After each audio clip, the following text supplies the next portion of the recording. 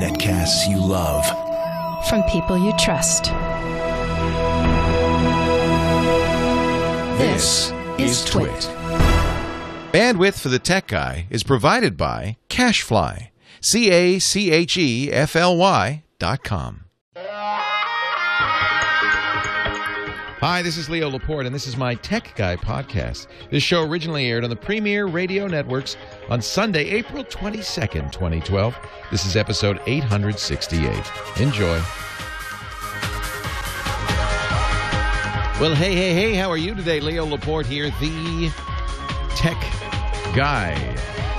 And it's time to talk tech, computers and the internet, of course. But, you know, nowadays it's mostly cell phones. There's some home theater mixed in there. Definitely digital photography. What else? Kind of those are the big ones. Cameras, cell phones, computers, the internet, home theater, and headphones. Yeah, headphones. That's it too. No, that's pretty analog actually. I don't think there are any digital headphones because your ears are analog. You know, you hear probably a lot digital analog. What does that mean, digital analog? That's probably a little confusing. The real world that we live in is obviously analog. And a computer doesn't have a very easy time looking at analog stuff. It's too fuzzy. It's too vague. It's too human. So what a computer does, because a computer is very mechanical, it's really a bunch of very, very, very, very, very, very, very fast on-off switches, a little storage, and that's about it. It's pretty simple stuff, but it does stuff so fast that it looks like it's thinking, but it's not. It's just on-off switches, moving stuff around. It can do addition and subtraction, but really all addition, you know, is kind of more on-off switches. Subtraction, same thing. In fact, there's a kid, a smart kid, I think 15 or 16-year-old, who built a calculator out of bits in Minecraft, a purely analog calculator, kind of like the difference machine that Charles Babbage invented in the 18th century. It's mechanical. Maybe if you're old enough, I remember them. You remember the mechanical calculators pre-digital? They were just cogs and wheels and stuff. So you can do addition and subtraction just by mechanical stuff. And if you have on-off switches, you could do it kind of the same way, but just faster. And moving stuff around's fast because it's the speed of light practically. That's a computer. That's it. The problem is that the world you live in, you and I live in, is waves. It's vibrations. It's smooth, not on and off. It's continuous.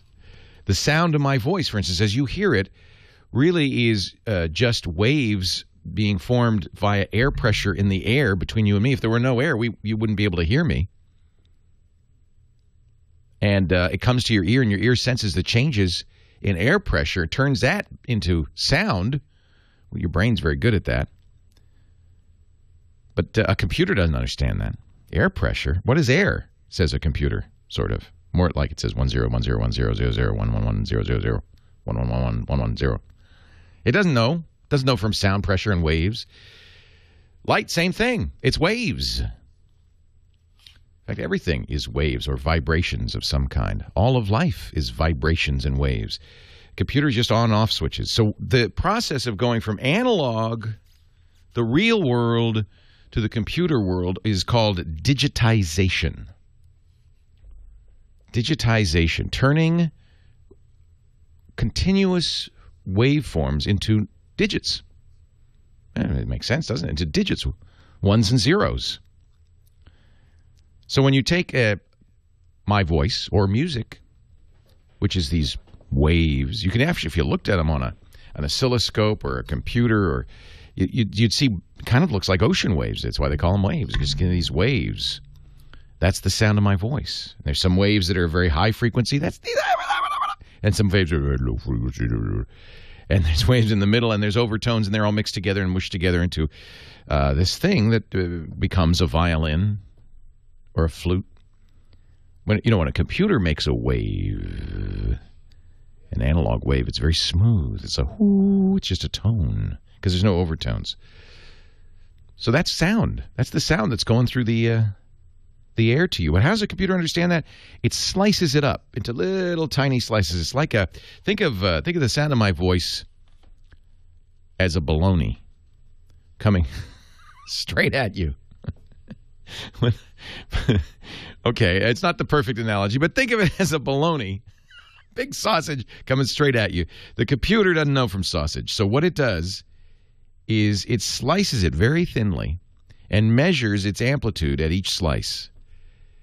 How fast does it slice it? Well, if it's CD quality audio, it slices it 44,100 times a second.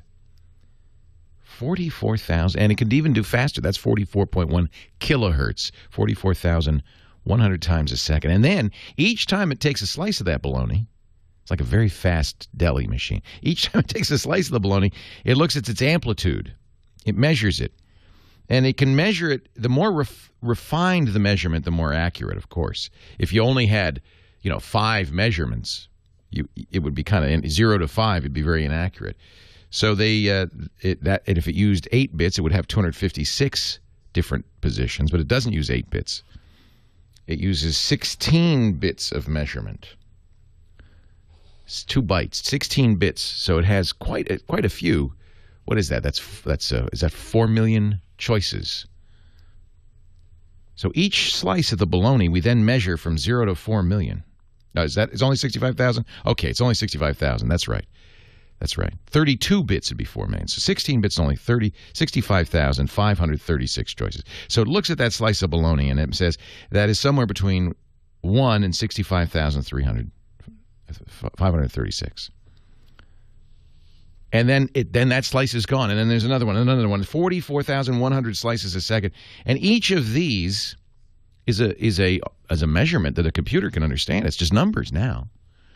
But when you put those slices of bologna together, you get the whole sausage. And that's what a computer's doing. In fact, when it's making music, playing back a CD, which is pure digital, it's 44,000 slices of bologna a second, measured from 0 to 65,000. But when it reassembles that and sends it to a speaker, it turns back into waves, into music, or my voice. It's kind of magical. In fact, that's what's happening to my voice. The sound pressure waves are coming from my mouth into the microphone that's sitting right in front of me. And it's electrical, converted, though, down the road, down those electrical pathways, those analog pathways, converted into bits. Then those bits are transmitted down to the control system, they call it a network operations center, where it's sent up to a satellite, all as bits. The satellite sends it down to your station, which decodes those bits, puts it out on a transmitter. Now, by the time it's at the transmitter, it's analog now, and your radio is receiving that as analog waves and turning them into sound. And somewhere in there, there's unicorn tears and pixie dust, and it's amazing how it works. So I realize all the time we talk about digital technology. What is that? It's ones and zeros. It's on and off, because that's all a computer understands.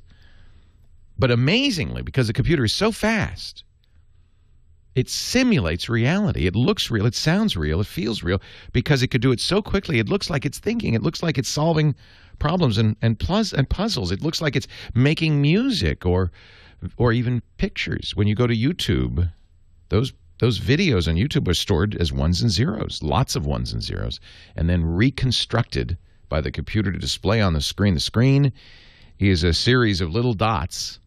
They're still digital, on and off. Those little dots, maybe a little bit of color information.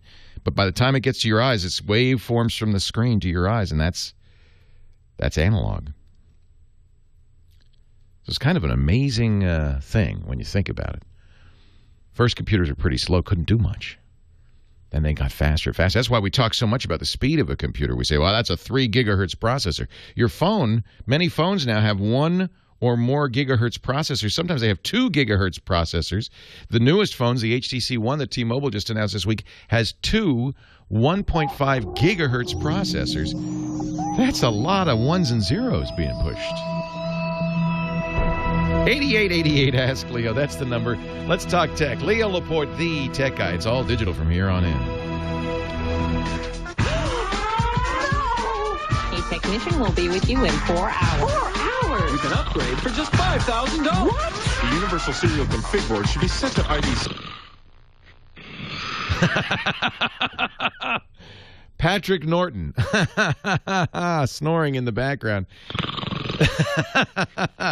Leo Laporte, the tech guy. Actually, this comes from an anecdote about the TV show I used to do called Call for Help. I tried to do the same discussion we did with bologna a minute ago on TV with cheese and a slicer. But it's hard to slice cheese. And it was taking a long time. And my TV co-host at the time, Patrick Norton, fell asleep literally in the back of the studio. And that's the story. 8888. True story. I wouldn't kid you. 8888 Ask Leo. That's the phone number. 888-827-5536. Toll free from anywhere in the U.S. I actually own 8888askleo.com, but I've never done anything with it. I should probably do something with it. If you go, our website is techguylabs.com. Techguylabs.com. And there you will find the phone number, the chat room. We've got a wonderful bunch of people in chat, always saying fun things like "Shut up, Leo," or "I'm hungry." And if you want to join that group, actually, they're often very helpful with answers to questions and so forth. They're kind of the extra help in the chat room. 8888 Ask Leo's the phone number. TechGuyLabs.com is the website. And we go to our first call today from Rancho Cucamonga. David is on the line. Hi, David. Leo Laporte, the tech guy. Hey, Leo. This is David. I called to talk to you a couple of weeks ago about Pinterest, if you remember that call. Yeah. Did you decide to put your stuff on Pinterest? I got the account set up. I haven't had time to start downloading pictures and everything, but I had a different question regarding my MagicJack. Okay. MagicJack is a VoIP solution, voice using your internet access to save on phone calls. Yeah, I mean, and it works great when I plug the phone directly into the MagicJack, but when I set it up in my office, I plugged it into my phone lines, and when I leased the office, I had to run new phone lines, so they're all clean lines, but it's about 200 feet of line, and when I plugged the MagicJack into the line, now I could barely hear the calls, and they could barely hear me. So I looked online, and online they said, oh, well, you should get a USB hub to add more power to the MagicJack device, which I did, but I still get the same effect. Boy, you got me. It sounds. This is using a MagicJack without a computer or with a computer? Using with a computer. I'm using it with the computer. So the audio is coming from the computer, not the MagicJack. No, it's the internet's coming via the computer to the MagicJack. And then device. the MagicJack plugs into the USB port of the computer. Right. Which should be sufficient. A USB hub's not going to make any difference there. And then you've got a phone line coming out of it. Right. And I plug that in. Now, if you put just out of curiosity, if you put a short cord in there and listen, is it all right?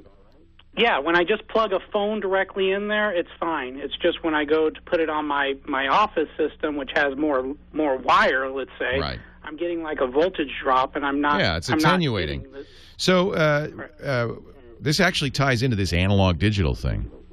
Analog signals, which is what's going down that Cat3 cable, that RJ15 cable, is analog and loses juice the longer you go.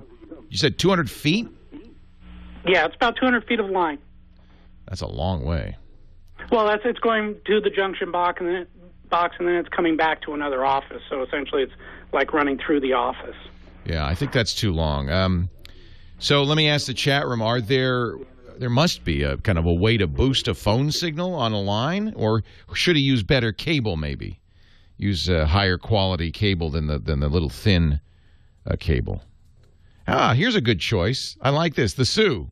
I met the Sue at NAB this week. It was fun to see you, the Sue. In our chat room says, what about a cordless phone? That's a good idea. Plug the base station into the MagicJack. It's right there, and now the cordless phone will send it all over the place. The other thing you could do is try to replace the wire, but I bet you can't because, of course, it's probably in the wall, a lot of it. And there may be such a thing as a phone line booster. That's beyond me. I don't know. But I think cordless really is a solution that I would use. If the cable is in the wall, you're not going to be able to replace it. If you could, replace it with a cable that is not going to attenuate so much, maybe Cat 5 instead of Cat 3, thicker cable instead of thinner cable. And then I guess if it's in the wall, you're kind of out of luck unless you could find a booster. I don't know what that would require. 8888 ask Leo if you know. If you know, I would love to know. Cat 5 is twisted. It's copper, so you could use that. But is it not going to solve? It's not. I don't know. It's beyond me, David. But I understand why it's not working. Let's put it that way. I'm not surprised. It's not supposed to go that far. That's awfully long. It just never was designed to do that. Sam in Simi Valley, you're next. Leo Laporte, the tech guy. Hi, Sam. Hey, Leo. How's it going? Going very well. How are you? I'm good. Can you hear me all right? I sure can.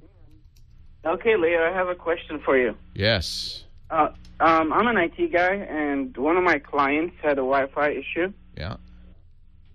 And I was in the house where I was installing his Apple Internet Wi-Fi box, the Airport Express. Yep. And I was wondering, why is he getting interference in the lower room, and in the upper room he gets a strong signal? Well, that's a problem with Wi-Fi in general. Wi-Fi is radio transmissions, right? Now, one of the things about Wi-Fi, it's at very high frequencies, 2.4 gigahertz and 5 gigahertz. Those are microwave frequencies. Here, we'll do a little more talking about analog. It's good I explain analog digital today. Analog, which those waves are, the higher the frequency, the closer the wave peaks are together, the more likely to bounce off stuff. When you get really high frequency, which is 2.4 gigahertz, 2.4 billion waves per second, it bounces off almost anything, particularly metal. So it's very easy to block Wi-Fi signals by putting a metal mesh in the wall. Now, maybe your building has metal in the walls, or I'm in a steel building and I can't get radio reception in there. It's what we call a Faraday cage. It's effectively radio suppression because it's got metal in the walls, it's got metal screens. And so that's what's going on. Wi-Fi likes to be nobody tells you this when you get Wi-Fi. It likes to be line of sight. Works best because it's microwave. If you can see the airport from your computer, that's good. Anything in between is going to reduce the signal, and if it's metal in between, you may kill it entirely. You should also check around to see what other stuff is going on at 2.4 gigahertz. This is another very common problem because Wi-Fi now is everywhere. Do you have more than a couple of Wi-Fi access points visible when you choose Wi-Fi? I have, here we have like 11 or 12. There are only really 3 channels on Wi-Fi. I know it goes from 0 to 11, but really because Wi-Fi kind of is spread spectrum, it occupies a few of those channels, one in the center and one on either side. So you really effectively, you only have 3 channels. If there's a lot of Wi-Fi traffic, it could be causing trouble. You might try 5 gigahertz. That's usually less crowded. Leo Laporte, the tech guy. Every newspaper in the country now has picked up this story, which I hadn't frankly heard much about since September or October. The FBI is warning people that on July 9th your computer could go down because since September they've been faking the DNS. Oh man! All right, so let's go back in time a little bit. This is Operation Ghost Click. In November of last year, the FBI, in conjunction with Estonian National Police, arrested 6 Estonians who are running a very sophisticated internet fraud ring out of Estonia. They were putting out viruses. In fact, they'd been doing it since 2007. For 5 years, they had a virus called DNS Changer. And if you got infected, one of the things this thing did was change the network settings in your computer to point to a fake DNS server. DNS is the phone book on the internet, lets you look up websites. They were once they'd done that, they were able to change the ads on websites that you visit. They were able to direct you to spam websites. They could do all sorts of stuff. Since 2007, 4 million computers have been infected, about 500,000 of them in the United States. The FBI says that in those 5 years, they could manipulate internet advertising so well they generated at least $14 million. That's a good deal. They made good money. And, of course, when you get the malware, it also prevented your antivirus software from updating and your operating system. So the FBI, when they busted these guys, they asked the internet, the ISC, to take those IP addresses they were using for their fake DNS server, the Internet Systems Consortium, and maintain temporary clean DNS servers at that address. It's not where you're supposed to go. But for some reason, the FBI, in their infinite wisdom, decided better to do this than to get these people to fix their computers, even though, as you just heard, it's very likely those computers had lots of other flaws on them. If your computer hasn't been updated in 5 years, I guarantee you, you're loaded with viruses.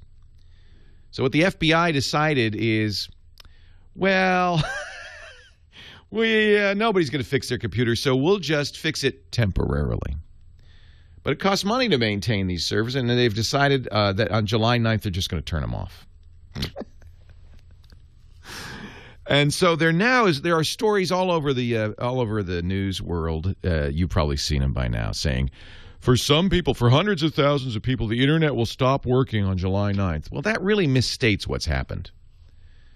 What really is true is that hundreds of thousands of people are infected. Their computers have been infected, doing God knows what, never knowing it was infected because everything worked just fine thanks to the FBI, managing to spread all sorts of other problems because they couldn't get updated. They probably, are loaded with malware. And now what they're telling people to do is, well, just, here's how you fix your DNS. Ladies and gentlemen, if you have this virus, your computer is a mess. Who knows what stuff beasties and ghouls and goblins are lurking on there? Fixing the DNS is not going to fix the fact that you can't update your antivirus, that your antivirus is useless, that you can't update your operating system, which means it's holier than a pound of Swiss cheese. They've really fixed nothing, and these articles I see going out don't really give you the information you need. There is a DNS Changer working group, the DCWG.org. Find out if you have been violated. Oh man, find out if you have been violated and infected with DNS Changer. The problem is, if you have, and you haven't been able to update your computer or your antivirus for months, maybe years, you're completely out of luck anyway. You should erase your hard drive and start over. I'm serious. Now, they have a manual how to fix this. They have an automatic how to fix it. None of this means a hill of beans. They're missing the point entirely, and so is the FBI, frankly. And it's kind of inappropriate that they did what they did. What we all need to do is you need to find out if your computer has a virus of any kind, malware of any kind. There's lots of ways to do that. I'm going to tell you 3 right now. And if it does, then you need to fix it. And the only way really to fix it is not to fix your DNS entries, which is, by the way, they're recommending things like Hitman Pro and the Norton Power Eraser. No! You need to format your hard drive and reinstall Windows. It's the only thing that will work.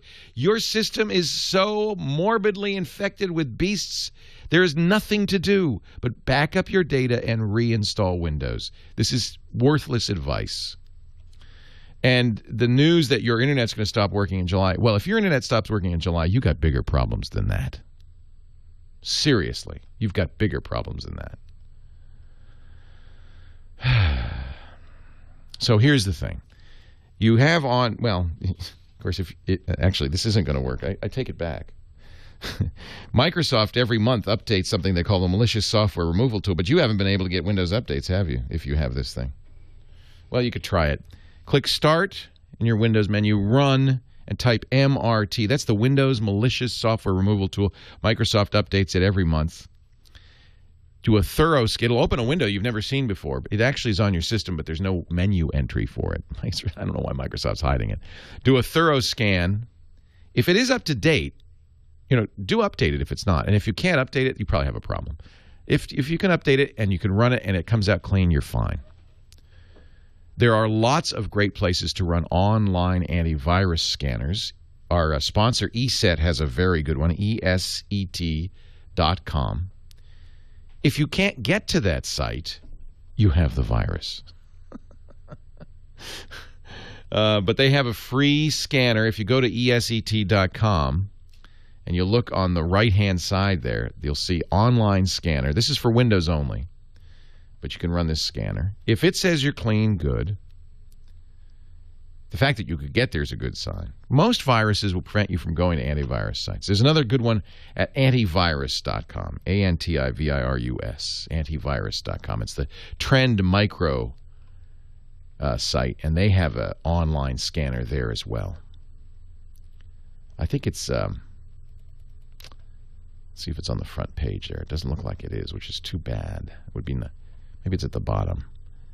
Free online scanning is what you want. Well, go to ESET. They have a link on their front page. If you run these scanners and everything's fine, there it is, house call. There it is, housecall.trendmicro.com.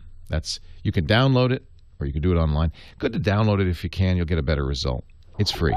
Run those. If you come out clean, good news. If you don't worry about July 9th. You need to start over, my friend.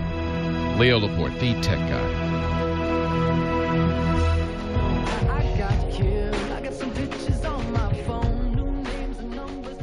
Now you know why I have studios in the wine country, Vance. Vance Willis is here from StudioTech.tv, which is a great podcast about studios. And one of the neat things about radio now is you can pretty much do it anywhere. Actually, even TV. I thought for a long time, I'm going to be stuck in major markets like L.A. and New York if I want to work in television. No. Now I have a TV studio in the middle of nowhere in the wine country. And it's fun because people drop by with wine. Gene McDonald, who is at the great Smile Software, they make great Mac software, was up at the wine country, stopped by and dropped me a bottle of wine. Now, of course, I will not touch this wine till much later. Much, much later. But, it used to be, and I think it still probably is an FCC rule that you're not supposed to have alcohol in the studio. Is that right? I think that's right. Yeah. So we'll just give that to John. He can drink it out there. 8888, ask Leo. Leo Laporte, the tech guy. And we're moving on to Marcos in Claremont, California. Hi, Marcos. Leo Laporte here. Oh, hello, Leo. How are you? I'm wonderful. I listen to your show every weekend when I'm working. Bless you. I am in the process of writing a book, which will be out in June. I want to translate my book to Spanish. I want to see if you can help me to find a program that I can download or I can buy to translate it. Well, I have to say, I don't think anything's going to do a perfect colloquial job. It sounds like you might speak Spanish yourself, right, Marcos? Yes, I do. So you want kind of a starting point, but you're still going to have to. There's nothing that will do such a good job that you won't have to go through it and fix it. So there's no program that I can download or... I wish. But actually, that's a good thing for translators. No, there's no automatic translation that's perfect. There's quite a few good ones. My favorite is actually Google Translate. Translate.google.com. There are other programs, but none of them are perfect because it's a difficult thing. This is where the place computers have the biggest challenge are understanding people. And it's interesting because this is something that, obviously computer scientists have thrown lots of energy and money at for as long as there have been computers. Automatic translation, handwriting recognition, even dictation. And these are the big three challenges, frankly, because the way a computer works is so different from the human brain. The human brain is not a big calculator. The computer is just a big calculator, as we talked about earlier this hour. The human brain is much more sophisticated. First of all, it's a lot slower, much slower than a computer. A computer operates nearly at the speed of light. We barely operate at the speed of sound. Much, much slower. But it's massively parallel. That's what's one of the things that's different about the human brain. It does many, many, many things at once. So if it's a single calculation, a computer's going to beat us every time. But if it's anything that requires nuance, context, understanding, a computer is going to really be challenged. And it turns out language translation, dictation, and handwriting recognition are some of the toughest things to do. Face recognition is tough, too. A baby, at the age of 2, can recognize its mother. Age of 3 months can recognize his mother. Computer has a hard time doing that, right? Because of the nature of calculations that the computer can do. So we're getting better. And I had a debate, in fact, with a guy named Byron Reese, who's a wonderful guy. I really enjoyed meeting him. He works for Demand Media, but he is a futurist. His website, Byron Reese, ByronReese.com, is called A History of the Future. And he talks about how the future has been talked about in the past and the future. It's kind of hard to explain, but it's a timeline. You can go back in time and read what people say. And, it's true that for years people were sure that computers, well, think about 2001, A Space Odyssey. HAL 9000, the computer, could completely understand what the astronauts were saying, could emote, could think, could respond, so much so that it even kind of went crazy, right? It had a little emotional problem like a human. Well, we're not even... That was supposed to happen in 2001. Here we are, 2012. Not even close. Not even close. So translations are much more difficult. There is no machine translation that will come even close to what you would do as a human. But since you speak the language, maybe you could use this as a quick way. I have used... and love to use things like Google Translate. They have an application for the iPhone and the Android phone that makes it pretty easy to communicate. But the Holy Grail, the automatic translator, we're quite a ways off from. The thing that you put in your ear, the babblefish that Douglas Adams was talking about, you put in your ear, that translates. DARPA has this thing, the Defense Advanced Research Projects Administration. Those are the folks who invented the Internet. They're working on something called BOLT, B-O-L-T, the Broad Operational Language Technology Program. They want to make a translator. They want to create a technology capable of translating multiple foreign languages in all genres, retrieving information from the translated material, and enabling, and this is what you want, Marcos, bilingual communication via speech or text. They're going to do 5 dialects of Arabic, Mandarin Chinese in phase 1. Of course, they're going to work on where we've got the trouble spots, where soldiers may need to understand language. But if you look at what they're planning, this is a ways off. It's going to be a while before it can translate email, then messaging, then conversations. It's quite a ways off. We're maybe talking 2020. And every time I've seen an estimate or a guess like this, it's also way off. We think computers are going to be better at this than they are. And they're just not. Siri, you might have used something that's related to this. Siri is based on defense research, actually. That's the thing that understands your speech in the iPhone. Have you used it? Have you dictated to Siri? Okay, you know what I'm talking about then. It's not quite there yet. Someday we will. I think, maybe if we're lucky, even in our lifetime. Certainly if you're and I say that as a 55-year-old, certainly if you're a 20-year-old, it probably will be in your lifetime. Marcos, I don't know if it'll be soon enough for you to translate your book, though. We got a ways to go. I'd start with Google Translate, but it's only going to be a starting point, and it makes a lot of mistakes. Sometimes hysterical. Coming up, Rudy in San Marino. His screen will not light up. He can see it, but it's very faint. I know what's wrong, and I will help you. I shall help you, Rudy, as soon as I help everybody who's been bit by a virus, a bug, by malware, by beasties of any kind. Rudy in San Marino, Leo Laporte, the tech guy. Welcome to the show, Rudy. Hi, Leo. Thanks for taking my call. I have a Sony laptop Bio, and it was working perfectly, with the exception that the little fan component there was working like double time for the last month or so. And this morning my screen didn't light up. Yeah. But you said you could see it faintly. Very faintly. I don't know whether it's etched into the screen or not, but it's, I can... You know what it is your backlit has failed. Your backlit light is necessary to see the screen. Without it, you can still see the screen, but only in direct light. That's something you're going to have to bring in to get fixed, I'm sorry to say. Well, hey, how are you today? Leo Laporte here, the tech guy. And it's time to talk computers, the internet, cell phones, camcorders, MP3 players, home theater, all the digital jazz. 8888 Ask Leo is the number. 888-827-5536. Toll free from anywhere in the U.S. Outside the U.S., you can call toll free. Just use Skype. Skype out to a toll free number is toll free. Coming up at 33 after the hour. It's Chris Marquardt, our photo guy, digital photography expert. Chris Marquardt will talk about digital cameras, digital photography, and so forth. But let's get on to the phone calls. Lots of them. And by the way, the answers and things we talk about on the show are all on our website, techguylabs.com. This is episode 868. Chris in San Dimas, you're next. Leo Laporte, the tech guy. Hi, Chris. Hi, Leo. Thanks for taking my call. Thanks for hanging on.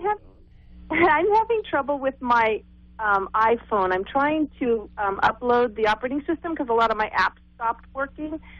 And so I went to sync my phone and do the download for the 5.0, I think the operating system is right now they're putting on. And my sync went all night. It finally stopped, and I got a thing, and it said, if you still want to download, if you download now, you're going to wipe out everything on your phone. Right. And I stopped. I'm like, I don't know what to do. What kind of iPhone do you have? I have a 3G still. So it's about 2 years old. I'm about ready to go just get a new phone, but I don't have a good backup. And I'm wondering, too, could my computer... Wait a minute. You said you have a 3G, not GS? Yes. GS, sorry. 3GS. Oh, okay, because, you can't upgrade the 3G. 3GS. 3GS is the oldest one you could still put iOS 5 on. So the way it works is when you put a new operating system on one that old, it's going to start over, which you kind of want to do because it's not working right anyway. Well, and all my apps are stopping to stop working now, you know. Yeah. But what it will do after it restores the operating system, kind of what it does is wipes out the hard drive, restores the operating system, gets it back to a clean factory state, is that it'll say, hey, I see you have a backup here on iTunes. Would you like me to restore that? And then it'll restore everything. But since I can't get a good backup because my backup is stalling. Well, you've had a good backup at some point. Well, that's true. I would go back to there. So any contacts I had on there would be in that old backup. Well, it depends how old, but yes. Yes, okay. Yeah, so it'll go back to whatever the last completed backup was. The other thing you can do is, there's backup, which restores settings, data, so forth. You can also just sync it. And you've got all your apps installed on iTunes, right? Right. And you've got all your music on iTunes.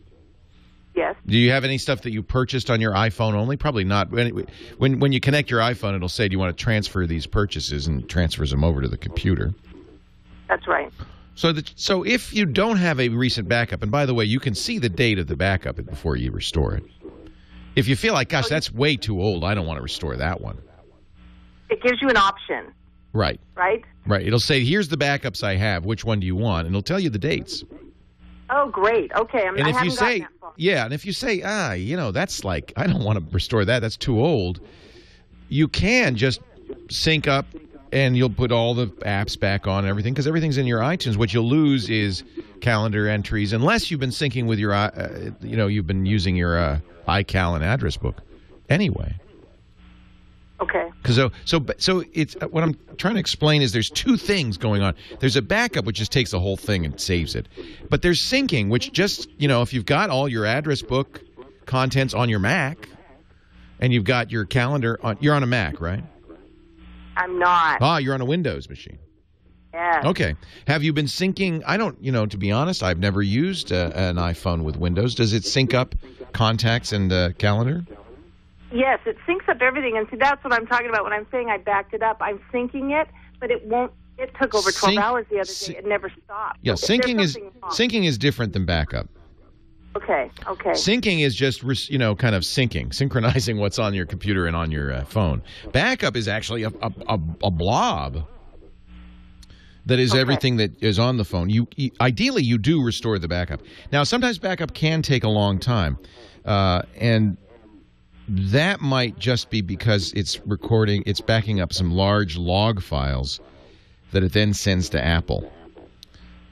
So it is possible to stop it from doing that. You go into iTunes, you select the properties on your iPhone, and I think you alt-click the properties, and you can say, don't tell Apple, I don't want to send diagnostic information back to Apple. Sometimes that's very big. Okay. Now, this is the last time you're going to have to do this because once you go to iOS 5, you use iCloud, and it just kind of syncs automatically. It's always backed up.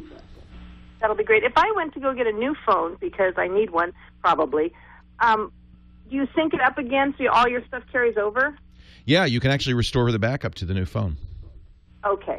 So again, there's a difference between backup and sync. It always backs up the first time you sync every day. And then thereafter it syncs, which merely means, it's for some people that's all you care about. The backup, unless you have a lot of data, like saved games and stuff. If all you want is your address book, your calendar, your songs, your apps, all of that will be restored as syncing. Okay, that's good to know. I didn't know all that. Login passwords, things like that. You'll lose, but so what? You can remember those. Okay. How about having multiple phones on the same iTunes? Is that possible? Absolutely. Okay, you just plug in the phone and it recognizes it's a different phone? Yep. You can have as many iPods, phones, everything, yeah. And share the music on there, too. You sure can. Okay. There's a limit to the number. I think you can only do it on 5 different phones, but that's probably more than you would need. Exactly, it is. Okay, Leo, well, that's very good. I think you're going to be all right. I think unless there was some horrendous thing that happened, you're probably going to be all right. Check and see what the last backup was, and if that's good enough, I would restore that. Yeah, very good. All right, thank you. You're welcome. This will also solve that problem. Slow backups were a problem for a long time. 12 hours is really slow, but I've had that happen where it just goes all night backing up. And I think that was a problem that came from extra ginormous log files that were saved on the phone as diagnostic information. So you can fix that, I found out. And it certainly did seem to fix the problem by going, if you need iTunes to do this on the Mac or the PC, plugging your phone in, and then alt-clicking actually right-clicking on either the Mac or the PC will work. Right-clicking or command-click. And then you'll see on that pop-up menu on your phone, reset warnings. And you want to do that. Then the next time you plug in the phone, it'll say, hey, would you like to send diagnostic information to Apple? Help us be better? Say no. Generally I say yes. Yeah, I'm a nice guy. I want to help out. But Apple had a bug where they were sending a lot of data back. Way too much data back. And it would actually take forever to do the backup because it had to copy all that data over. So say no. Say no. You don't need to help Apple. They can help themselves. In our chat room, somebody's saying, and I think absolutely great advice, make sure you do have the latest iTunes. Kaneko in the chat room says that. Update your iTunes if you haven't done that. You want to have the latest version. I'm sure you do since it's offering you iOS 5. It means you have been keeping up to date. Gabriel in Yorba Linda, California. Leo Laporte, the tech guy. Hi, Gabriel. Hey, Leo. Love the show. Been listening for a long time. My question is, I love my satellite radio, and I know you're on XM, but I have Sirius. Yes. What's the problem between the two? I'm very frustrated. They merged, right? They're one company. How could that be different? I've been with them for, I think, 10 years now, and I don't mind paying. I love the service, but do you know what can you request your show to be put on? No, I'll explain why. I have an understanding of this that may be inaccurate, but I'll explain why the tech guy is not on Sirius when we come back. Leo Laporte.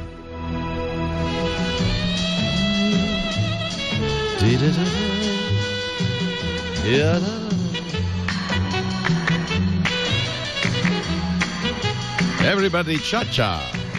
Leo Laporte, the tech guy.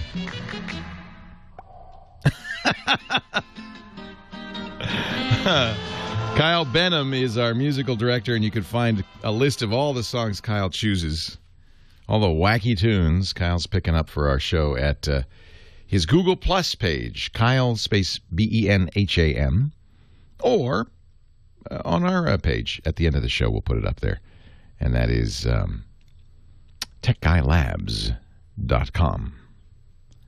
So Gabriel in Yorba Linda has an interesting question. I have to be politic. Actually, I don't have to be politic. I'm going to... this show is syndicated by Clear Channel's premier radio networks. And Clear Channel, which is the biggest radio company in the United States, was an early investor in XM. In fact, before the satellites went up, before rock and roll or whatever they were... No, I guess rock and roll was Sirius. Before the satellites went up, Clear Channel had invested in XM. And as part of their deal, they got some special stations on XM. One of the stations is the one I'm on, America's Talk, 166. It's one of the few stations, as you probably know, that have ads on them. Those are all owned by Clear Channel, programmed by Clear Channel. Now, unfortunately, XM doesn't like having these stations on. They don't like the ads. They wanted to control them. They actually went to court, and the judge said, no, you made the deal. You got to live with it. And I thought maybe when the merger between XM and Sirius happened, that might have let them off the hook. Apparently, it has not. So, thank goodness we are still on XM. But Sirius does not have the same deal with Clear Channel, and as a result, we are not one of XM's 166, America's Talk, is not on Sirius. Does that make sense, Gabriel? It makes sense, but it's very frustrating for the consumer because you call them up because I got a new Ford. It comes with Sirius, and I've been paying the premium because I got the iPod app for my other car. I was paying for the XM and Sirius package, and now you can't have, if you have a Sirius account or an XM account, you can't get the discount because they claim to be two different companies. Yeah, it's weird because they aren't. They're one company. They're one company, and the content... Is Howard Stern on XM? I don't think he is. He's only on Sirius, right? Yes, you can. You can get Howard on XM. You can. All right. They've now done the crossover. It's in their interest, so they're going to do it. But in this case, I gather, and I may be wrong on this. This is just, this is hearsay. This is radio scuttlebutt. So I may be wrong on this, but I suspect, has something to do with just, not wanting the Clear Channel stuff on Sirius. But if everybody called and say I wanted it, maybe they'd get it. Now, of course, remember, here's the good news. Clear Channel has an app. It's on Android. It's on iPhone. I think it's on Windows Phone. It's certainly on the Internet called iHeartRadio. I'm on iHeartRadio everywhere. And you've got a Ford? Hey, good news. The iHeartRadio app works with Ford Sync, Gabriel. So all you have to do is, get your smartphone, bond it with Ford Sync either via USB or Bluetooth, and then get the free iHeartRadio app, and you're good to go. You can listen to everything. So that's the workaround, I guess. Naomi is in Denver. Leo Laporte, the tech guy. Hi, Naomi. Hi, Leo. I'm that weirdo in Denver with the bunker basement, a.k.a. the Faraday cage. And you're in our chat room, too, so it's nice to see you. Anyway, I got the Netgear universal dual range extender that everybody recommended on the chat room, and now I'm trying to get the D-Link, my old D-Link 1310 router to make a network, and now the D-Link is just gone berserk. It won't recognize anything. What was the Wi-Fi extender? Which one did you get? I'm sorry, I missed that. I got the Netgear. Yeah, that's why. It's generally better. So the way we extend Wi-Fi is using a standard called WDS, Wireless Distribution System, WDS. But unfortunately, it's a sloppy standard. It wasn't highly refined, and so as a result, different vendors kind of do it differently, and that means, generally speaking, you want to use the same Wi-Fi extender as the access point you're using. So since you've got a D-Link, I would get D-Link's Wi-Fi extender, not Netgear's.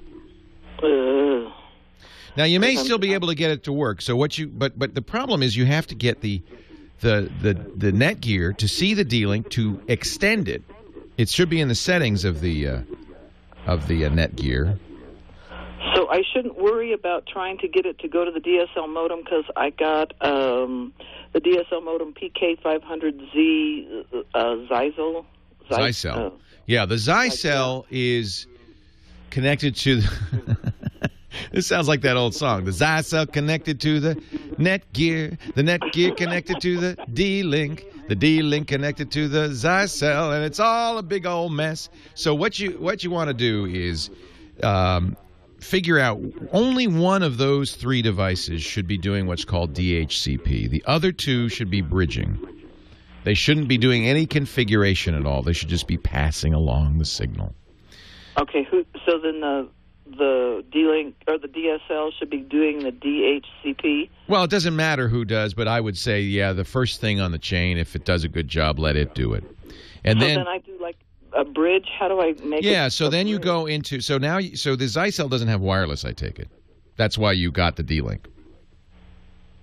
Well, it's wireless. It's just that the range extender can't see because I've got the Faraday cage, the bunker basement. How come so what did you get the D-Link for? Well, the D-Link was what I had before. So you have a Zycel and a D-Link. Huh? You have a Zycel and a D-Link. Oh, I get it. The D-Link is at the other end? Where's the D-Link? No, I have all three. Yeah, and let's step back a moment.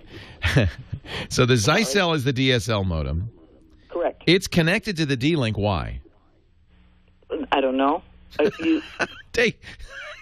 D-Link's not doing anything, right? Because the Zycel is wireless. Correct. Take the D-Link out. Really? Okay. Yeah, I don't know what it's doing there. I was trying to get it into the kids' room so that they could have one too, but so they could have a little bit better reception because this is a weird house. It was built as an experiment, right. And then my husband and I both are into construction, and we had to take the house over because they ran over budget, and then we had to take it over and finish it. So it's like, it was a very strange house. It sounds like it's haunted at this point. I don't know what's going on in there. So I understand you put the D-Link in, but the D-Link doesn't sound like it's doing anything really.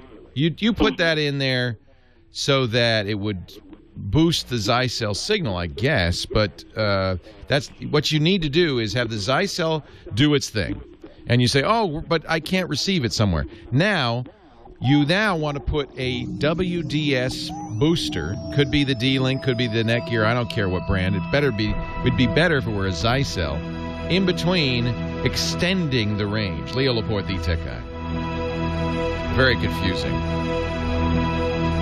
SL Extreme. I feel so sorry for our last caller because it's just a mess. It's just a confused, bollocksed up mess. And my suggestion, there's a great website that probably will help better than I can. There's not enough time in this radio show to help you. She is in the chat room. I might try to help her in the chat room a little bit. But there's a great website called Practically Networked. Is that it? Practically? Oh, no, now I got it wrong. PracticallyNetworked.com, I thought, but maybe not. PracticallyNetworked.com. Yeah, that's it. And it was designed to help people set up home networks. You know, it's funny because home networks, everybody does them now.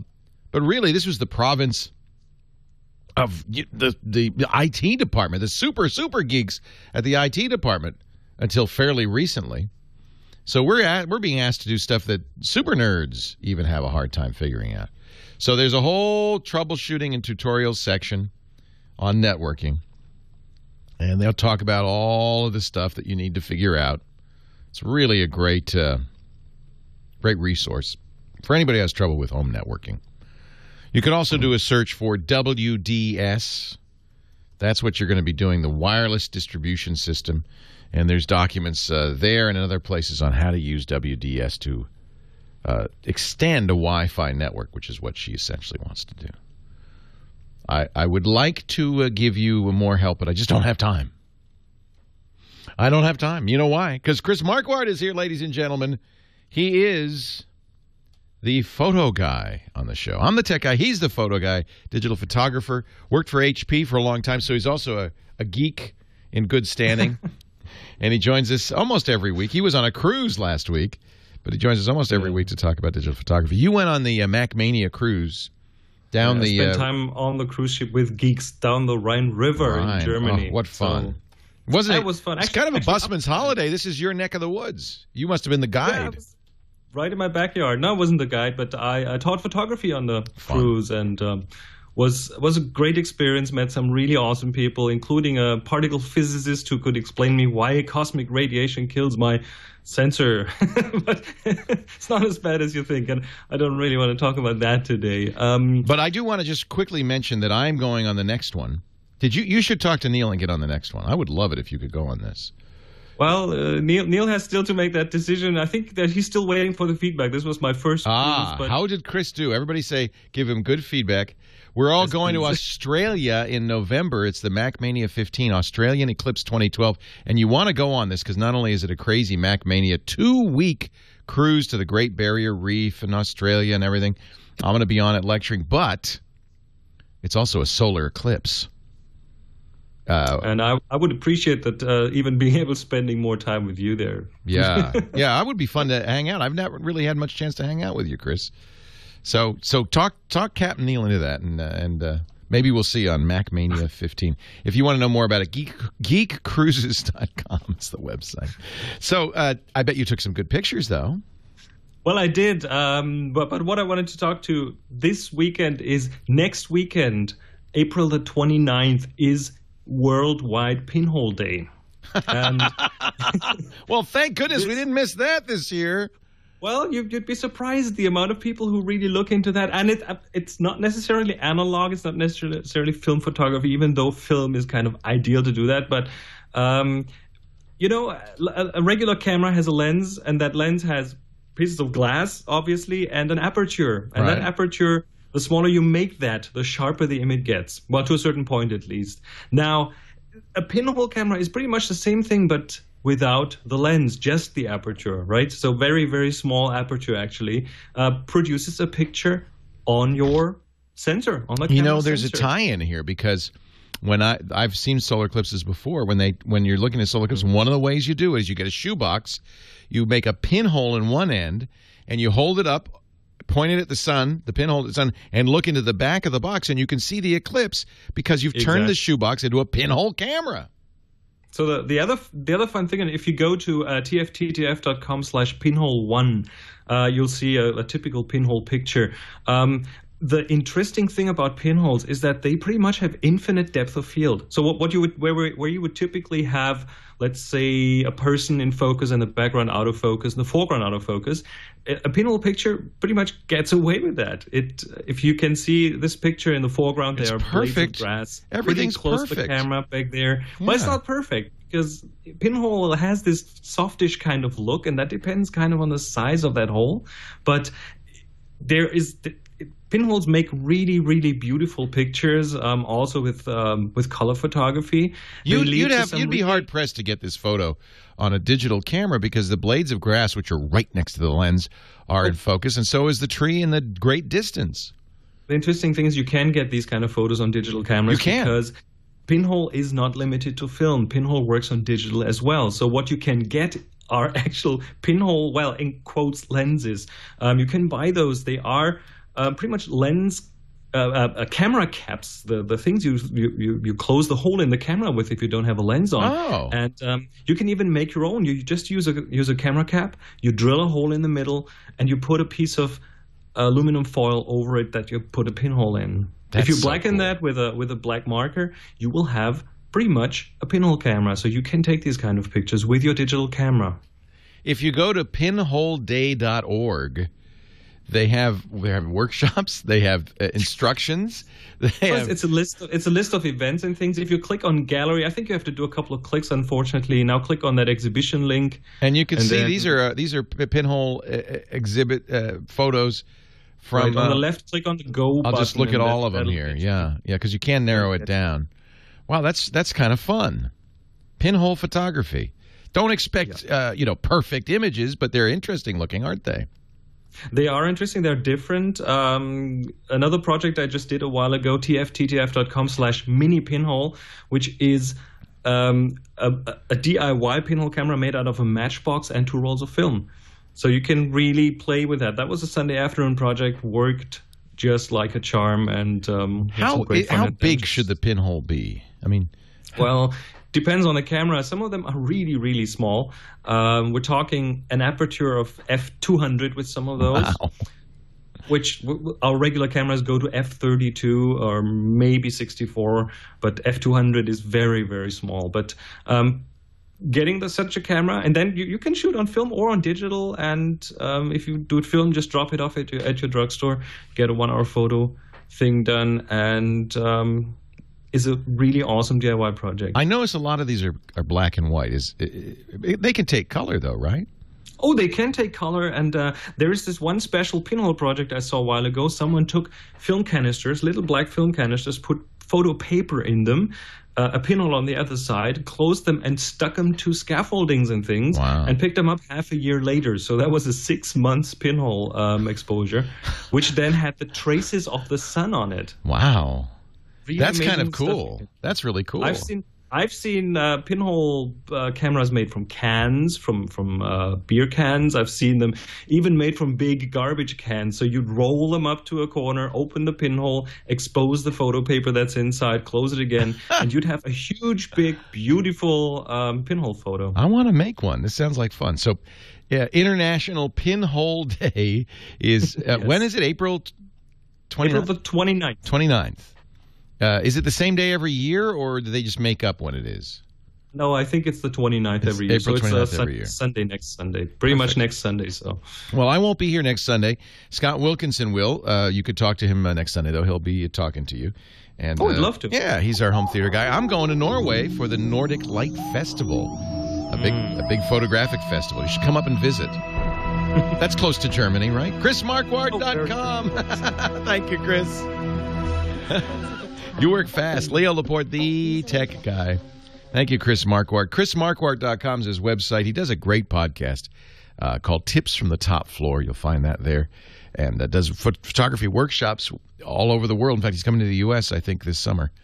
ChrisMarquardt.com. We have a link in the website, TechGuyLabs.com. Tim, Norwalk, California. Leo Laporte, the tech guy. Hi, Tim. Oh, wait a minute. Let me push the button. There we go. Hi, Tim. Hi. Thanks for taking my call. I have a problem, an issue with my Android phone with the SD card. Okay. I have an SD card. I have an SD card directory that's just SD card, and then I have an SD card directory with a -ext. Right. And then I have an MNT SD card. Right. And then a blank, regular SD card. I'm getting all confused. This is why, by the way, on Windows Phone they don't let you do an SD card. This is normal. It's an Android. So okay. Many Android phones. What phone do you have? It's a Droid X2. So many Android phones, including the Droid, have their internal memory, and they have a built-in, what they call an SD card, which is built-in storage. And then when you put an SD card in it, then it's EXT. That's the external SD card, as opposed to the internal SD card, which you don't even know about because you didn't put one in there, but it's an imaginary SD card. So you really only have two. Whatever files are in the SD card, I don't have to worry about. It's just the EXT, because those are the ones that are on the actual card that comes out. Yeah, when you pop that card out and put stuff on there, it shows up on the external one. Okay. And MNT is just a Linux. is where the card kind of lives in the Linux file system. But that's the same as the one. They don't want you to browse around. You had to get a third-party application to see that stuff. You're not supposed to see that. It's supposed to be hidden. So I know what you've been doing. You've been walking around in the tree structure and you're seeing stuff. When you mount a disk in Linux, it mounts into a directory called MNT. It's a virtual directory. Don't even worry about it. Okay. Just ignore it. Don't look there. Don't look there. No, there's nothing there. There's nothing to see. Don't look. Don't look in the MNT? Don't look in there. No. Okay, just the SD card. Yeah. You're using a file browser to look at this stuff?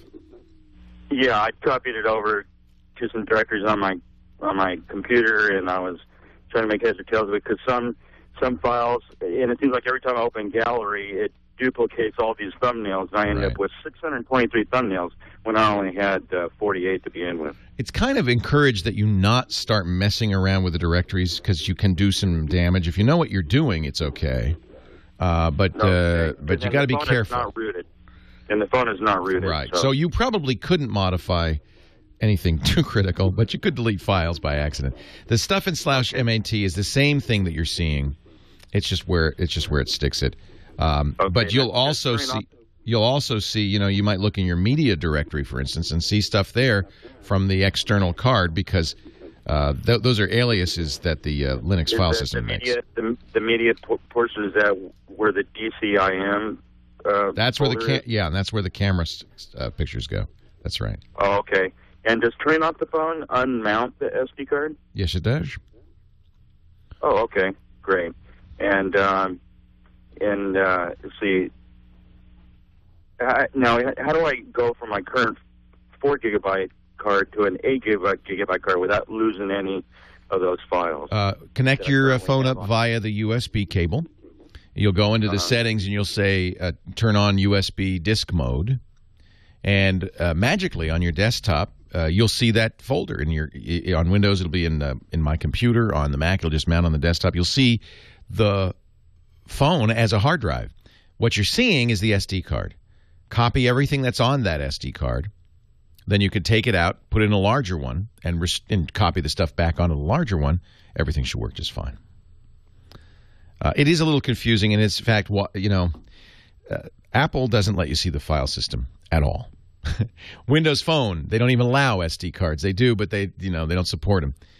It's because Android is a geek operating system at root. It's Linux.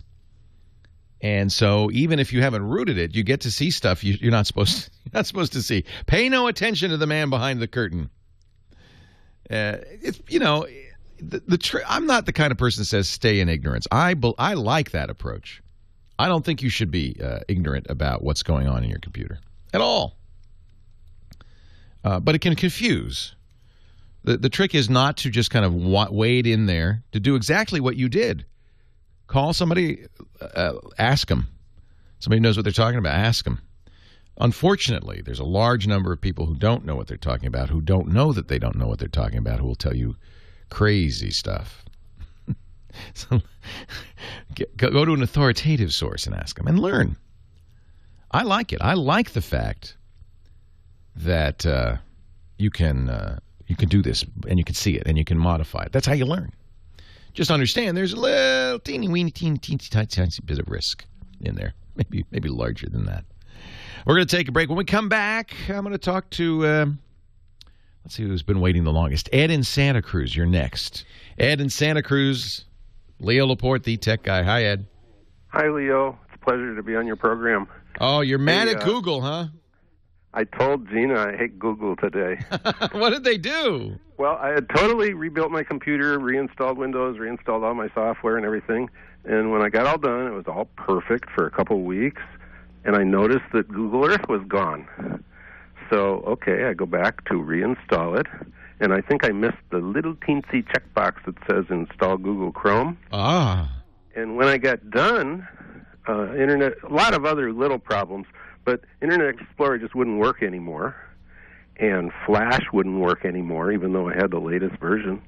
So even right before your program today, I uploaded Flash again, all the latest stuff, and I sort of did the workaround in Internet Explorer and got add-ons turned back on, but they just turn off again. and every single time I bring up YouTube, it says your Flash player's out of date. You got to have the latest Flash player or an HTML5 browser. Basically, in a way, my comment's more political than it is how to fix this, because I know how to fix it. But why should these guys be able to sabotage each other? Google and Internet Explorer are at war with each other, and there's nothing regulates that. There ought to be a law. It's a classic case. Yeah, this is really evil of Google to do stuff like this. I'm not sure it's Google, to be honest. I'm not sure what happened. Let me ask the chat room. Have you had this happen when you installed Google Earth on Windows? I've never had this happen. Something else happened, Ed. I don't know what exactly, but this is not normal. I know it's not normal. So I agree with you. If this were to be, SOP for Google, install Google Earth and we'll break Internet Explorer, that would be wrong. But that's not what happened. I've done exactly what you said, not had a problem, and I'm looking at the chat room. All of them say, no, this is, I have 4 browsers, says one guy. They should be compatible. There is something else going on, and it is not Chrome. It is not Google Earth. There is something not right with your system. Internet Explorer itself is messed up. You know what you might want to do? Run Windows Update and install Windows, the latest Internet Explorer 9. See if that fixes things. Something else is wrong. Leo Laporte, the tech guy. Well, a good day to you. Leo Laporte here, the tech guy.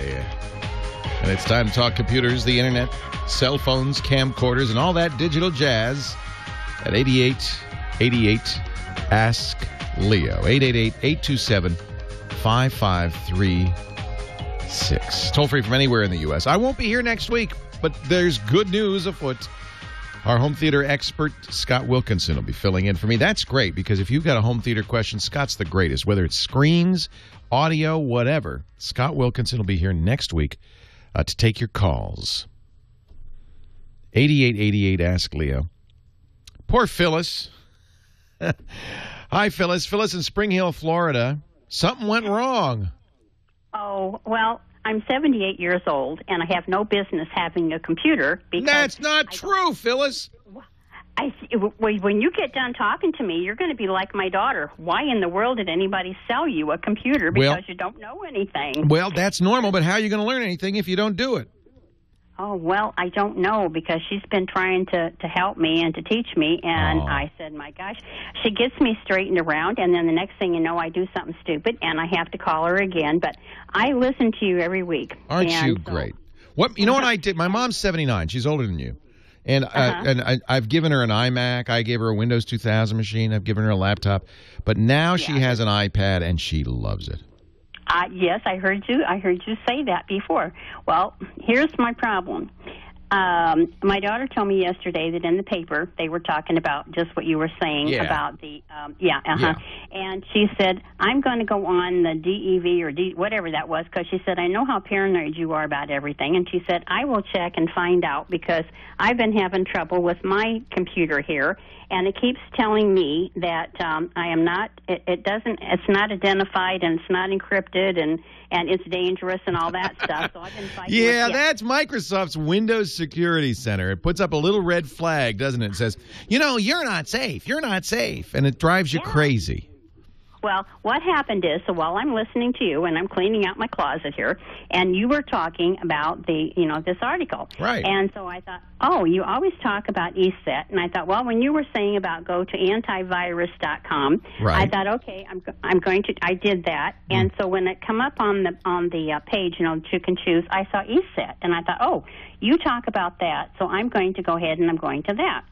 Okay, I got on to that, and I went ahead and I put download for the thing, and I pressed the English thing, and the next thing I know, it comes up, and it's got a whole different toolbar thing, and it's I thought it was Japanese, Chinese, or something. Oh, no. Well, but while I was waiting for you here, I was messing around here, trying to click around. I went to the uninstall thing and my programs, and it said that, when it come up, when it says, do you want to uninstall or whatever, yes or no? Well, I can't understand what it's saying because it's in this different language. Of course. You couldn't tell. How would you know? I don't know. Well, I tried no, and then I tried yes, and then finally it went off of my program things. But then it has the icon thing up here, on my desktop thing. And so, like I said, while I was waiting, I was clicking around on my Internet Explorer thing, and this whole thing come up, my page come up, and it says, "This is Russian." And the whole It's Russian. Russian, yes. Wow. And so I thought, what in the world? And I've been trying and trying. I think they have taken over my whole stupid computer. Wait a minute. The whole computer went Russian? No, just two of my sites went Russian, because when I went to my... this doesn't sound good. I have bad news for you. This doesn't sound good. I know. It said my toolbar. It had the little thing that came up, and it said my Yahoo toolbar, something, and they had over this, where I couldn't see, and it said something about fixing, fix it back, because it was going to take over the computer. Dear. So I put, yes, I want them to fix it back, or I thought that's what it said, because it was covered up. Yeah, and that's when it come up and it said it's Russian, and it's got all this stuff in Russian, and I thought, oh, crying out loud. So then I went back to Internet Explorer, and I thought, okay, I will put reset, back to yesterday and see if that does anything. No, that doesn't do it either. So... I think you're in deep trouble, actually. I think you do have malware on your system, Phyllis. Oh, my God. I can't tell, but it doesn't sound good. Where did you... Now, you said you went to... Now, I'm a little concerned, because you said you went to antivirus.com, and they had a link on there to ESET. No. When I went to antivirus.com, and I put that in my search thing, and it come up with this page. You searched for antivirus. Oh, good. Now, I'm a little worried, though, because I'm worried that you didn't download ESET or something went wrong. But you did see ESET there, and it was ESET.com and everything, right? Yeah, and I thought, okay. And when you got there, did you see it said ESET cybersecurity for the Mac, and then you clicked the Nod 32 for Windows? Did you see all of that? No, I don't think so. I'm a little worried that, in fact, my suspicion is at this point that you've already had something on your system, and one of the things that bad guys always do is keep you from going to antivirus sites. Oh. And what I think happened is that it's already on your system, and when you went to search for antiviruses, it put a rogue site up there, and you installed something else. Oh, jeepers! Jeepers creepers! Do you have a local expert somewhere you can go? I'm on Bright House Cable. They're the ones that got I wouldn't go to tech support. I would find a smart kid. Or find a tech support person somewhere.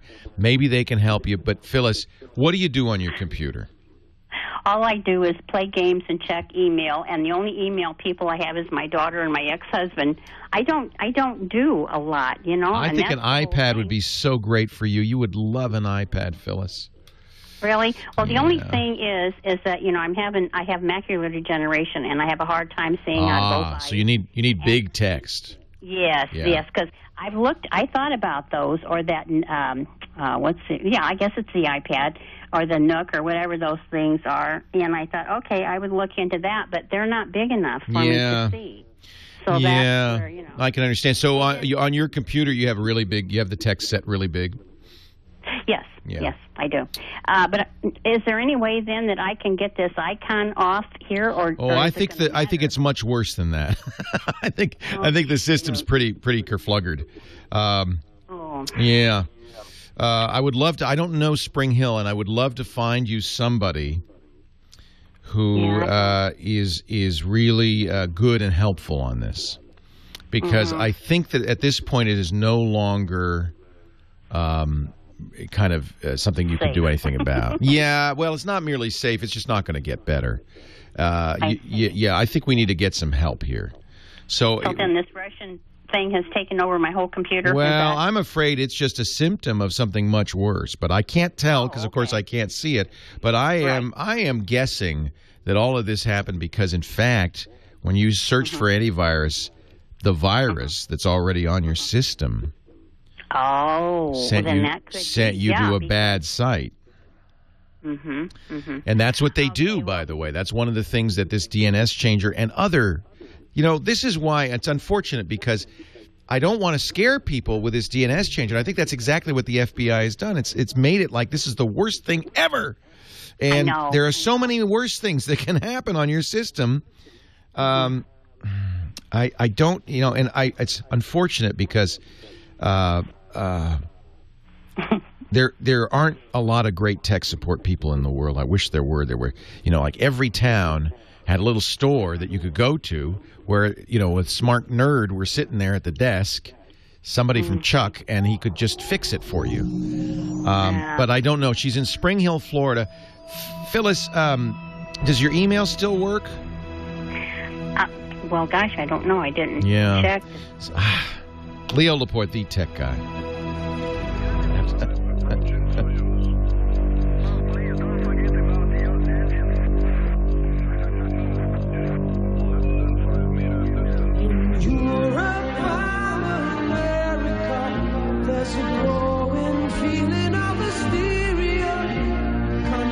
To respond to all the threats and the rhetorical speeches of the Soviets. Oh, poor Phyllis and her Russian computer. I feel for her. In fact, this is the thing that hurts me the most when I do this show. It's her computer is infested by Russians. I don't know why. And really, the truth is, I can't help her because I'm not anywhere near a computer. And the computer, I blame the computer industry. We have sold people, and I say we because I'm part of this military-industrial complex we call the computer industry. We have sold people a bill of goods. This stuff is not easy to use. It is for enthusiasts or people with IT departments, especially Windows. You should... And Phyllis's daughter had the right intentions. She wants to stay in touch with her mom via email. I don't blame her. I think that's great. But it's way overkill. It's like giving her a Ducati motorcycle when she really just wants a trike. It's way overkill. And there's just no way that this is going to get better for Phyllis. Unless she can find now. Phyllis, our chat room is great. They're a bunch of nerds, but they're great. They found there's a community college in Spring Hill. There's guaranteed to be a kid there who's a complete geek, and I'm sure somebody there might be able to help you. Maybe there's a senior center in your area. Often they have geeks. You might also look for a user group in your area. What you need is a geek, somebody who can come in there and help you fix this problem. Somebody who can put their hands on the machine. The problem is there are a lot of people, as you will learn, who think they know what's going on and don't. You haven't spent 70 years on this planet without knowing that. And then those people could make it worse. The truth is, this is kind of why I'm a fan of the iPad. For people who don't want to become computer geeks, they don't want to become computer enthusiasts, they just want to do some email, some web surfing, maybe play some games. Very nice choice. I should get my mom on. She loves it. She's thrilled with it. In fact, the only problem is she wants the new one. I gave her an iPad 1. I owe her a new one. If it would make any sense to you, Phyllis, I would say the best thing to do at this point, and probably what a geek would do, is back up your data, reformat the hard drive, and reinstall Windows. A lot easier to say than do. Even though I know you have trouble with your vision, even though you have low vision, the iPad, all the text can be made bigger on all the things. Games, you're not going to have to find a game you can play at a bigger size. This is one of those things, and it really kills me when we do the show because there's some things that I wish there were a solution. I wish there were an easy fix. I could say, oh, no problem. You go to this website, push this button, and the thing will fix itself. It's more complicated, much more than that. And I don't think you should have to become a computer expert or a security expert to use a computer. But unfortunately, you do. And we've sold you that bill of goods that anybody can use this thing. It ain't a toaster. It's certainly the most complex thing you have in your house, easily, by far. Probably the most complex thing you've ever owned. And I don't want you to feel bad because you're obviously an intelligent person, Phyllis. It's not your fault. This thing's just nuts. And it's complicated to fix, and probably, seriously, a true smart geek, what they're going to say is, all right, Phyllis, I'm going to take your data, whatever you want to save off of here, preserve your, you should, I hear these toolbars in your browser. That makes me nervous. I'm not crazy about that. It sounded like AOL was your service provider. I hope not, but if that's the case, well, they're going to have to get your settings. They're going to have to save your email settings, maybe save your email too, because AOL doesn't always do that.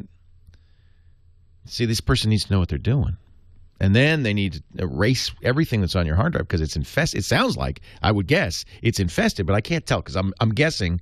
But when you start seeing spontaneous Russian text on your screen, that's not usually a good sign. It's pretty hard to make that happen by accident.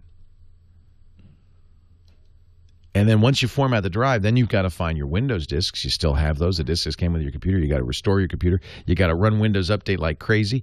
This person should also help you secure yourself, lock you down, give you, explain some things you shouldn't do, get an antivirus on there, and leave you with some instructions and maybe come back every week or so to see how you're doing. You can see why I'm recommending an iPad. Because you don't need any of that. Oh, I feel for you. I really do. Leo Laporte, the tech guy. I wish I could do better than that. This is a very frustrating call. We get them all the time, and it's very hard to help somebody from this distance. Chris in Moreno Valley, California. Leo Laporte, the tech guy. Hi, Chris. Hi. It's a pleasure to talk to you. Thanks. I have a sort of an old system. I have an old capture card. I want to do video editing, but I'm using Pinnacle 9, and I still have a video camera that's uses a tape. And so I've been using it for about 5 years, but suddenly now I turn and look around and everything's HD, and I kind of want to get an HD camera and a whole new setup. I'm kind of wanting to get a laptop. And of course HD, it's funny, when we first started editing HD just a few years ago, it was so massive, it was so big, you had to have a super fast machine, and it was very difficult to do. Now, everybody's doing it. Right. But do you want to get, are you willing to get a new machine? Oh, absolutely. Oh, wow, you're going to start all over. Yeah, I feel like I kind of have to. I'll tell you, what kind of things do you want to edit? A laptop. Yeah, you want a laptop, and you want to edit short film? Well, I'm a teacher, so I film my students, I film my family, and I also have a YouTube channel. Oh, that's great. So it's a little pricier, but this is a case where I think a Mac laptop would be great.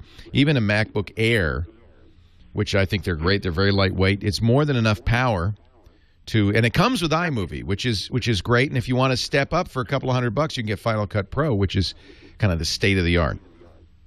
Right. The other choice, if you're price sensitive, is get a Windows machine and Adobe Premiere Elements, which is pretty darn good. Is there any specific? So see, for my YouTube channel, I actually captured Nintendo Entertainment System video, and I know that the quality on that's going to be low anyway.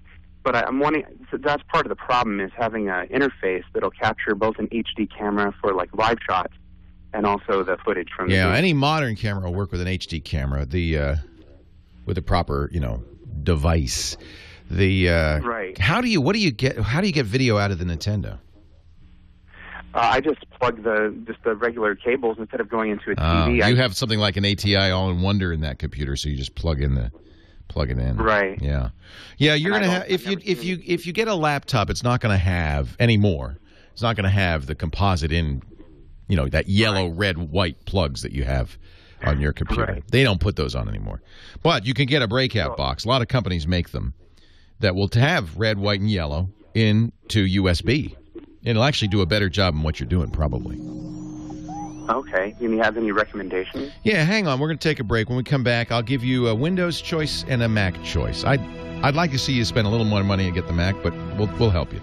It's L Extreme. We're going back and forth in the chat room about Phyllis. We're trying to find her a good solution, and I still think the best solution for Phyllis, even with her low vision, is the new iPad.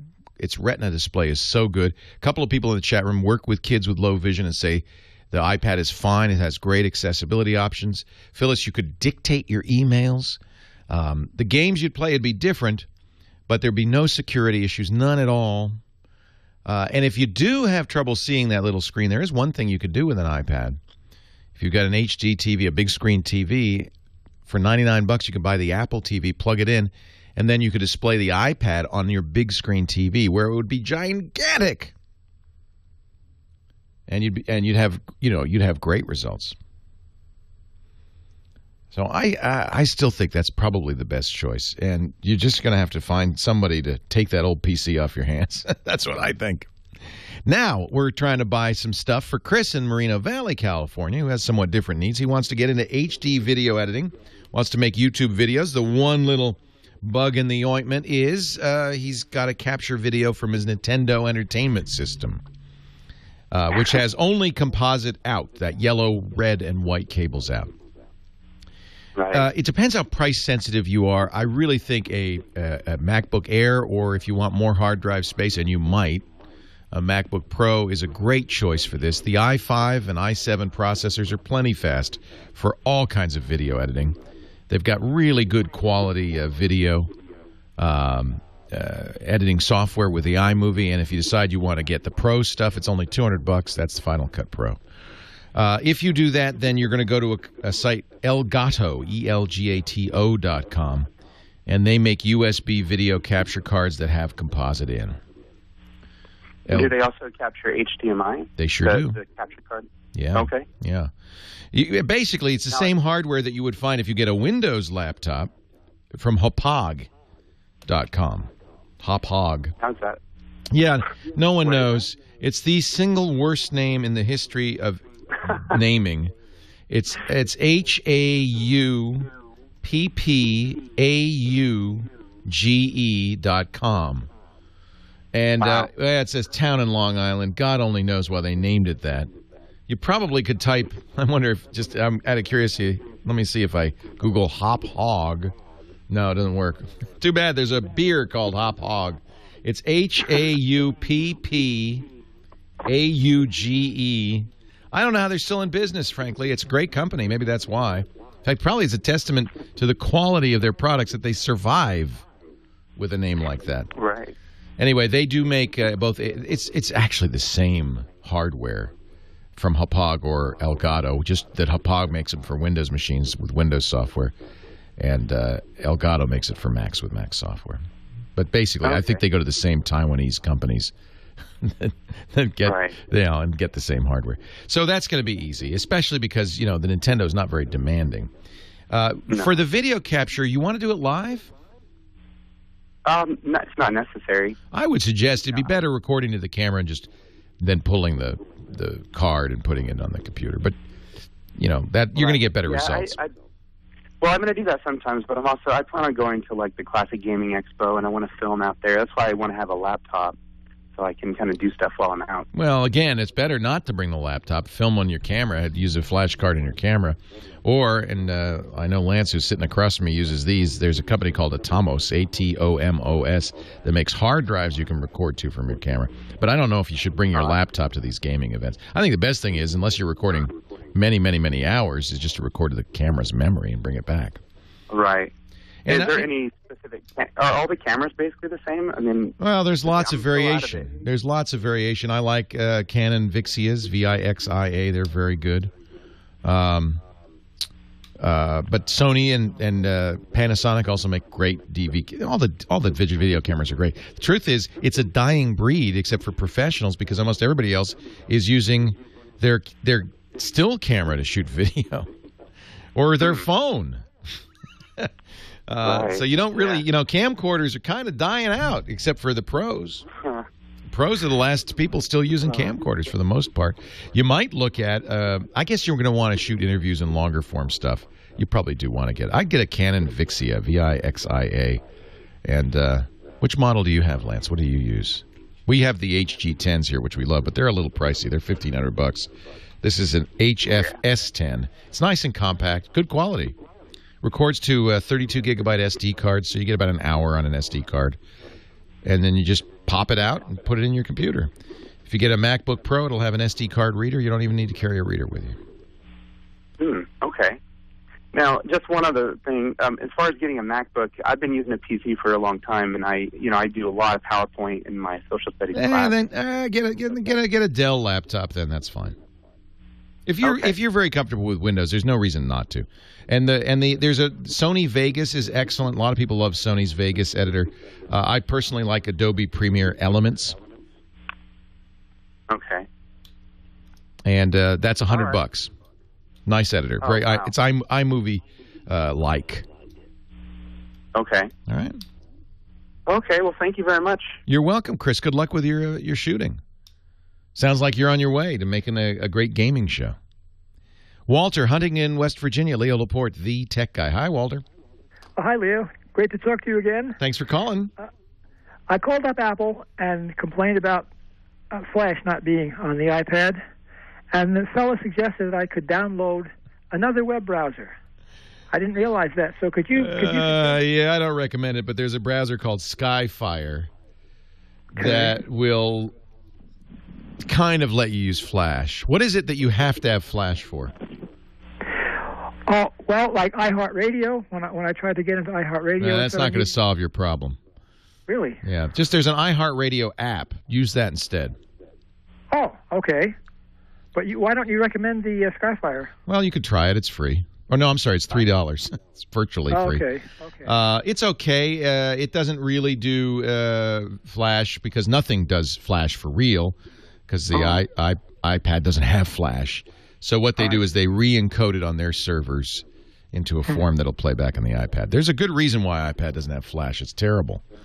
And most sites are abandoning, frankly, Flash because of that. Thank you, Steve Jobs. Steve Jobs hated Adobe so much. I think partly it was just he hated Adobe. I don't know if it was. He wrote a very long letter which appeared on the Apple website about why he doesn't support Flash. And the whatever reason, whether it's just personal or for technical reasons, because iOS, the iPhone and the iPad don't support Flash, any website that's any good is basically doing something else now. There's very few sites that require Flash because if you require Flash, you don't run on the 150 million iOS devices or whatever it is. And that's a big portion of the mobile market. So it's great. We're moving to HTML5. YouTube, HTML5. Yeah, you could still use Flash, but it's better not. The other problem with Flash, frankly, is it's a pig. And so by not supporting, if you've ever tried Flash on the Android tablets, which do support Flash, you realize it's a horrible experience. It's slow, the frame rate's terrible, it crashes a lot. It's just not designed for a mobile platform. So I think Apple made the right decision. If you have to have Flash, Skyfire kind of, well, makes Flash sites sort of kind of work. I would just say if you go to a site that requires Flash, I'd send them a note saying, hey, no one on an iPhone can see your stuff. No one on an iPad can see your stuff. Don't you care? Welcome to the 21st century. By the way, Flash on desktops is a huge security problem. Leo Laporte, the tech guy.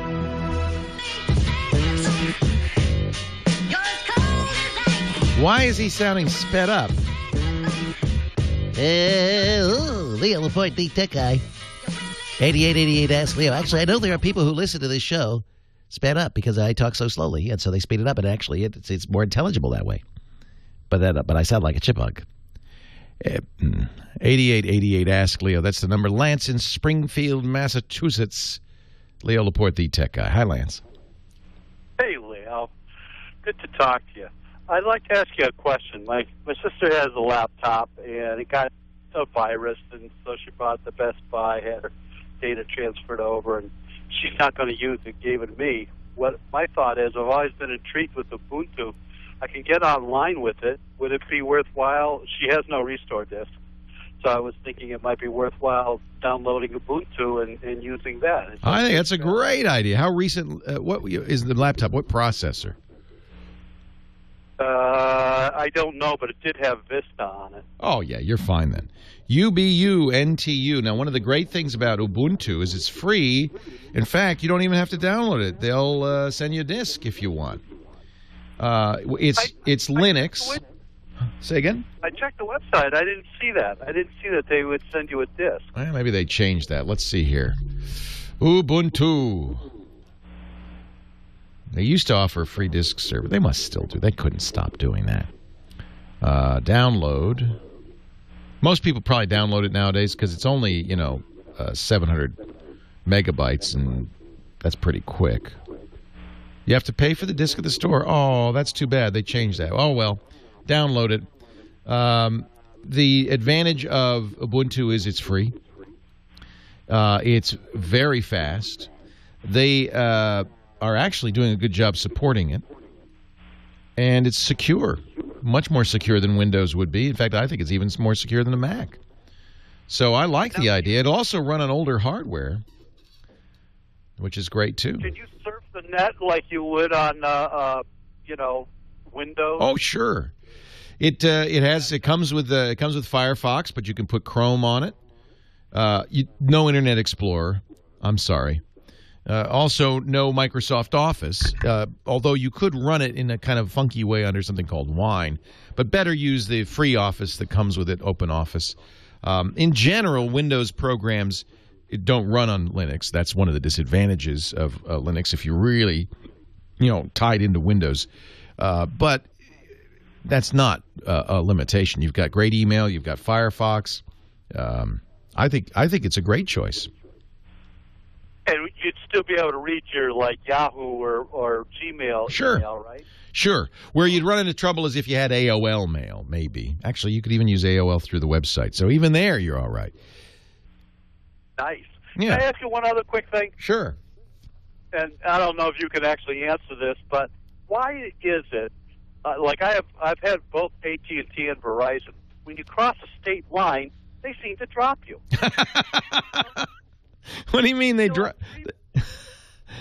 You'll have 3 bars, then no bars, and then you can count to 5, and boom, you'll have 3 bars. I don't think that's because you crossed state lines. I think you probably went from one cell to another, and especially if you're in the middle of nowhere, you're in Springfield. As you get farther and farther west in Massachusetts, there's no cell coverage in western Massachusetts, which some people consider a benefit. But I think it's probably because as you get in more rural areas, the cell sites are spread farther and farther out. I don't think they're doing it intentionally. I think it's just you're moving between cell sites, and it's not doing too well. Hey, I love it. Bob in Arizona, Leo Laporte, the tech guy. Hey, Bob. Yeah, Leo. I didn't think I'd ever get. You made it. Now don't get tongue-tied, because then the show will end, and I won't be able to answer your question. Okay, I have had the same exact issue as the earlier caller talking about Google and Internet Explorer not working. Well, that's not good. So I can't use Flash at all on my IE. Okay. Every time I download it, every time it says you can't do this unless you download the upgrade or download the thing, I sat here for 15 minutes. Now, let me ask you a couple of questions, Bob. Hold on. We're going to run out of time. I want to help you here. Do you have any security software on your system? Yes, I do. What is it? WebRoot. Okay.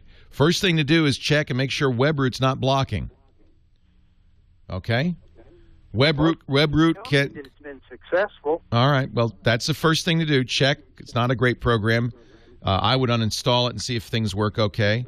So that's one possible problem. Go into Internet Explorer in the advanced settings and reset Internet Explorer. See if that helps. Okay, I'm giving you some stuff you can do. And it's in 9. I mean, I have 9. That's fine. 9's fine. In the advanced, in fact, 9's what you want. It's the current version. In the advanced settings, reset. That's the next thing to try. Make sure WebRoot's not getting in the way. Reset your browser. Finally, you can get a standalone installer of Flash. This is always the best idea to install Flash. Instead of installing it in the browser, install it standalone like a regular program. And if you go to Adobe, just go to flash.com and download the Flash player. Then close the browser and run the installer. Okay? Okay. Okay. Those are the three things I would test. None of which, by the way, have anything to do with Google or Chrome. Chrome has Flash built in. That's why you don't have to install it. Oh. Yeah. Okay. So I'd close all your browsers. Every time I downloaded it, I could never find it in the directory tree. Well, this time, download it to the download folder. Right-click on the link and say download as or save as, and make sure you put it into the desktop or somewhere you can find it. And do run it standalone because you're going to have much better results. Hey, we're out of time, but I thank you. Do you think I have time for one more? All right, I'm going to try to get – poor Christian. He's been hanging on for so long. All right, Christian, let's see if we can do this quick. Leo Laporte, the tech guy, Sioux Falls, South Dakota. Hello, Christian. Hello, Leo. What can I do for you? Oh, I was wondering. I'm going to build a new PC here, and I was wondering what kind of cooling system I should use, liquid cooling or a regular fan cooling. Well, air-cooled. Remember the old Volkswagens? They didn't have liquid cooling. They had air-cooled engines. Air-cooled's fine. Liquid cooling is for people who really want to run their machines hotter by overclocking, things like that. So unless you're a gamer or you have some compelling reason to overcool your system, I'd say air cooling is just fine. Liquid cooling adds some complexity, adds some issues that probably it's not necessary to add. A well-designed air-cooled system's just fine. Okay, you're not overclocking, are you, Christian? Oh no, I shouldn't be. Yeah. Are you going to build it yourself? Yes, sir. Yeah, it's kind of fun. People do water-cooled systems because it's fun. And it's challenging and it's interesting, and you can play with it, and you can overclock, and it's for people who are serious. The same kind of people who would chop and channel a car. They're serious people. If you want a water-cooled system, definitely go Corsair. CORSAIR.com. They make great sealed coolant. And if you want to get some advice on building your new computer, PCPER.com. PCPER.com. This is my friend Ryan Shrout's site. And in fact, if you look over at the hardware leaderboard, the HW leaderboard, he recommends parts for top-of-the-line, mid-range, and budget computers. Thanks for the calls. Leo Laporte, the tech guy.